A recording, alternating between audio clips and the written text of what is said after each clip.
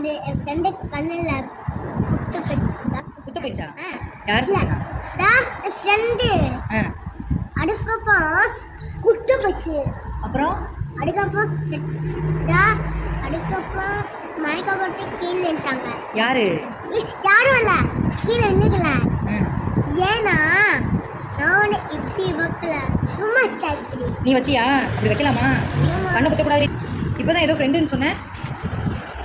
இப்போ தானே ஃப்ரெண்டு குத்துனாங்கன்னு சொன்னேன். யார் குத்துனாங்க? உண்மையை சொல்லு. நீ உன் ஃப்ரெண்டு கண்ணை குத்த போனியா? இல்லை, நான் குத்தல.